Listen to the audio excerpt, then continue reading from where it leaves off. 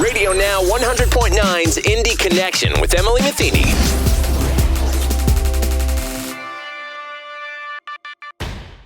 Hello, I'm Emily Metheny, your host. This week, I spoke with Julie Hayden, who is the Chapter Administrator for the Greater Indianapolis branch of the National Alliance on Mental Illness. We talked about how the organization pivoted during the pandemic last year and how that looks this year in 2021. In the last year, we have transferred over all of our support groups and programs virtually, which it wasn't a big struggle technically. It was more of a struggle to get all of our facilitators and teachers up to speed.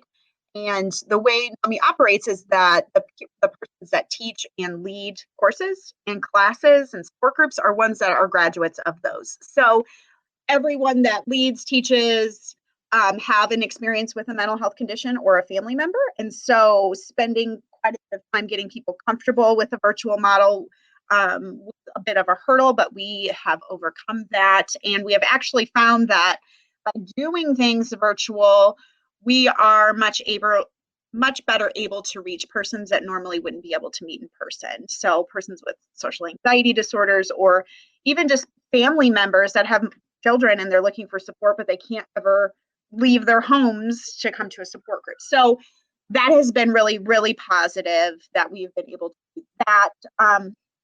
Our classes have been virtual, which was a big shift because a lot of what we do is about building community with each other. But we found that people are still really able to connect well and build community through a virtual class. We started doing, we helped some emergency room physicians within Indianapolis. We created a little bit of a peer support model for them to learn how to reach out to each other and create, a peer support group for themselves in dealing with what they are going through, in their hospitals. So that was very positive, and we ended up doing a study with that. And once we have published, that will be out. But just a way that we were able to train persons that normally we didn't even have on our radar, but are definitely struggling. And then we started some programming for youth and caregivers and the youth that are really struggling in Marion County, and specifically some of those that have been involved in the criminal justice system. So connecting the youth and the caregivers with a support group and educational workshop, we've been able to do that, which has been really positive. And the United Way gave us some COVID relief funding so that we were also able to provide some financial support to some of our persons that have come to us for classes, which has been really helpful because, a lot of people will come in and say, yeah, I'm going through a mental health problem, but right now I'm really just worried about the fact that I might be evicted from my apartment, or I can't pay my light bill and they're going to shut off my lights. And being able to provide them with that relief so that they can focus on their mental health and what's going on with their family has been huge. A quick rundown of what we've been doing this year. What do you have on the radar for next year, since we still are kind of in the pandemic? We're not kind of in the pandemic, we're still in the pandemic. Yeah. What does this year kind of look like? So we are expecting this year to be virtual still until probably through the year. We will continue with virtual options because we have found that it has been so helpful, but we have 2 classes coming up that we're registering for. So what classes do you have coming up? Yeah, so we have our NAMI Family to Family class is our most highly sought after class. It's very extensive. It's free 8 sessions, so meaning 8 consecutive weeks. It's an educational program that meets once a week for 2.5 hours.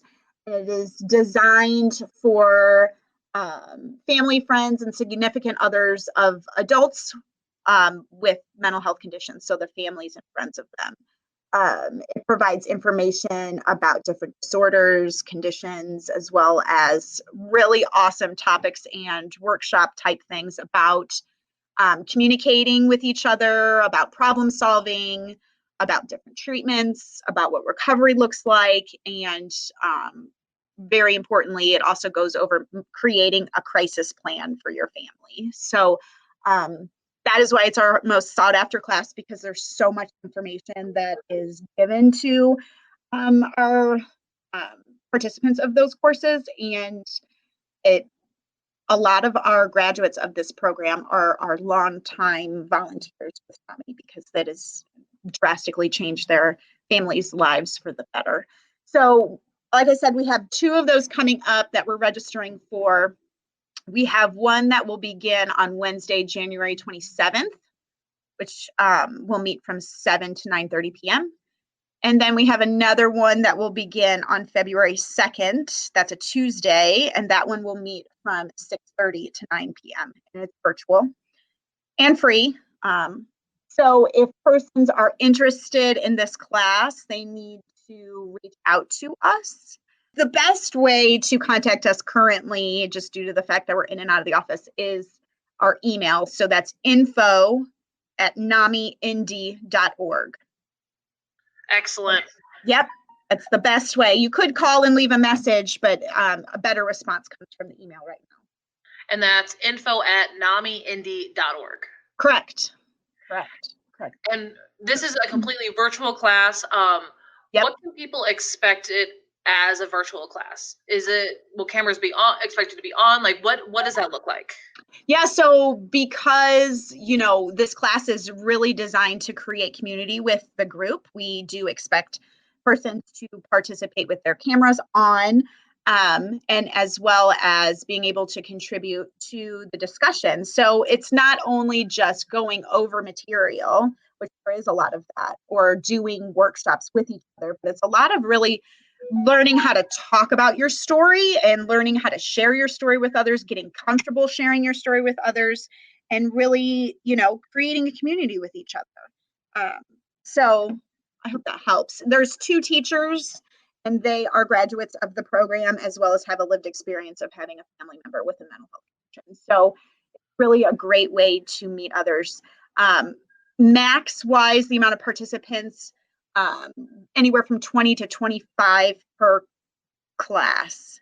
And that's just a way to allow for everyone to really connect. If there's anything more than that, then it's almost too much to really, persons get left behind. So that's about the idea of the class, and it's via Zoom. So I think a lot of people right now are used to using Zoom, but if not, we go over that with persons if they're not familiar with it. We can practice with them.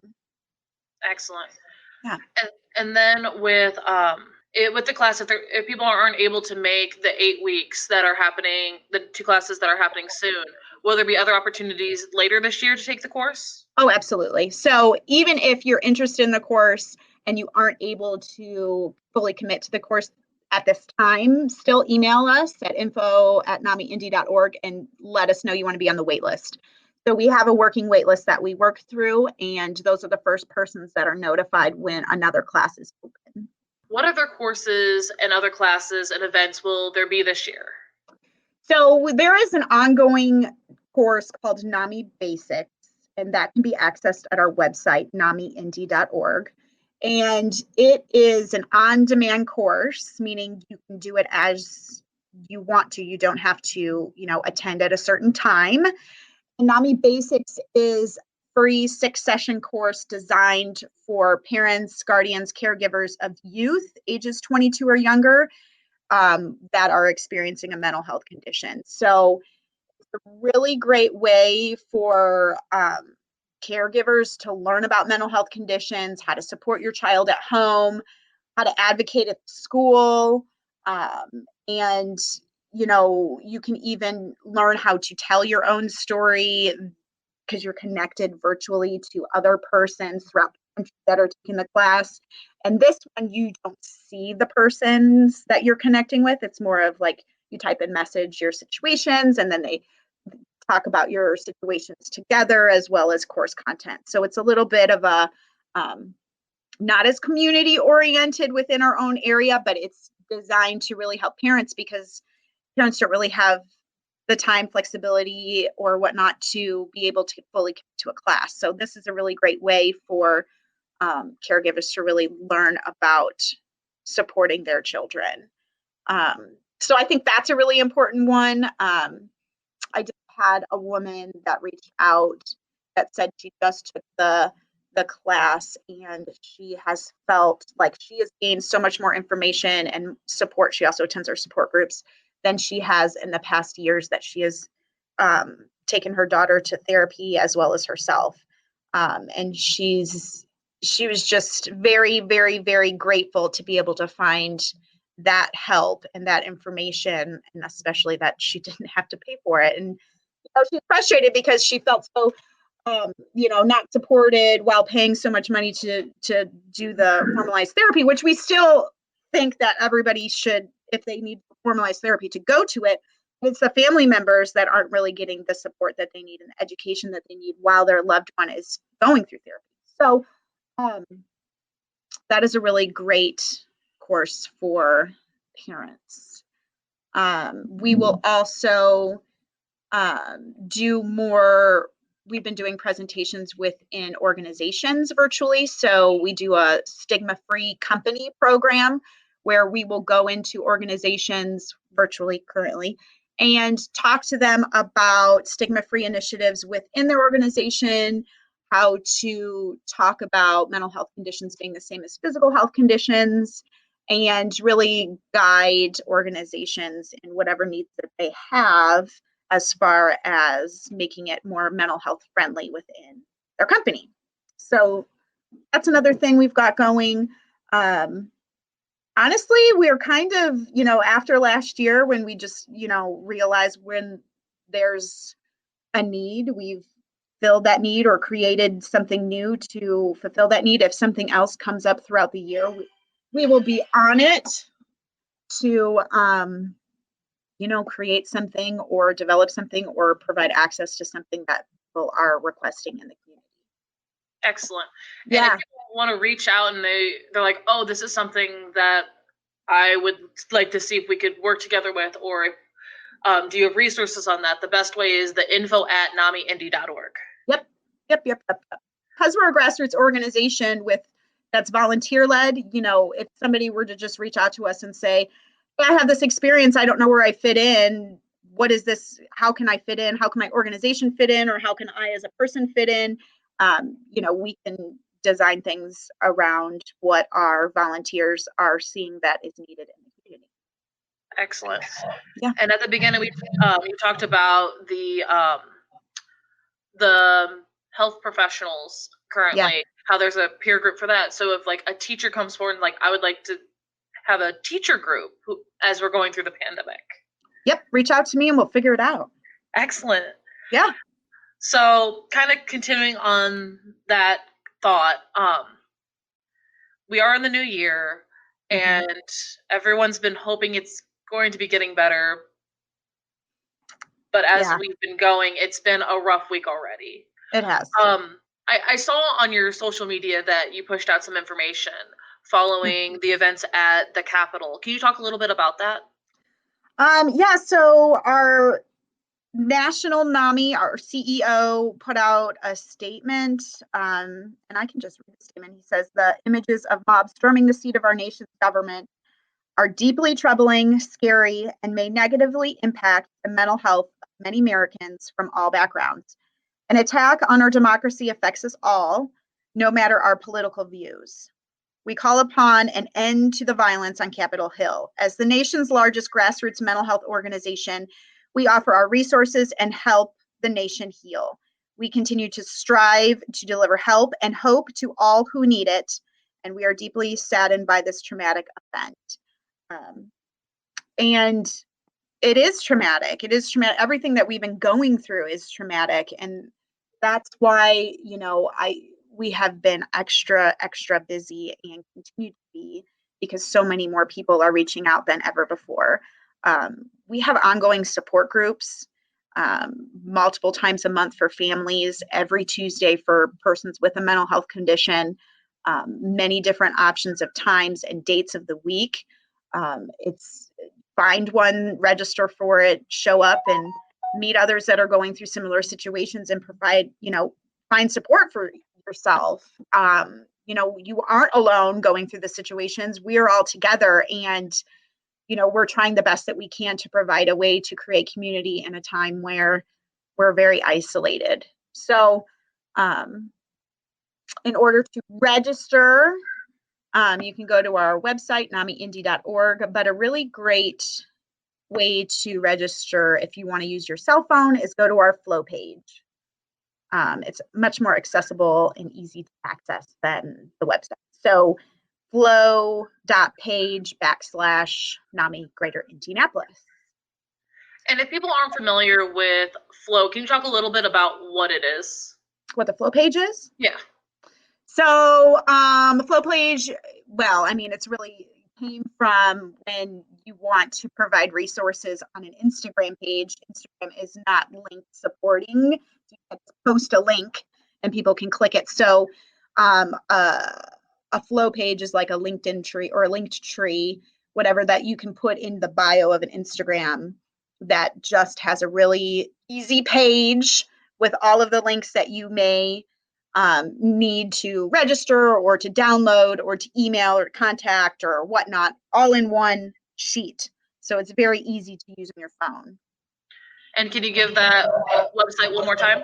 Sure. flow.page/NAMI Greater Indianapolis. Perfect. And it's also, a good way to share with others. There's a QR code on that too. And if somebody says, yeah, I want to contact NAMI, how do I do that? You can give them the QR code that's right on the Flow page. It's just a very easy tool to use rather than trying to scroll through a website. Our website's good for a lot of information. If you know what you already need and you just want to register or you just want to download something, the Flow page is great. And speaking of the website, what other resources are on your website? I know in the past we've talked about the crisis plans. What else, as people go to your website, what else can they find? We post some information just about what NAMI is, from NAMI National is offering. So they have a COVID resource guide, which was recently updated to include information about vaccines and mental health conditions, and other resources such as college guides for advocating for your mental health condition, and if you're at a collegiate institution, or let's see what else, other classes and webinars that we can do, more information on advocacy, how to donate, how to join NAMI. You can become a member of NAMI. The more members that we have, the better we can advocate politically. So that's always very important.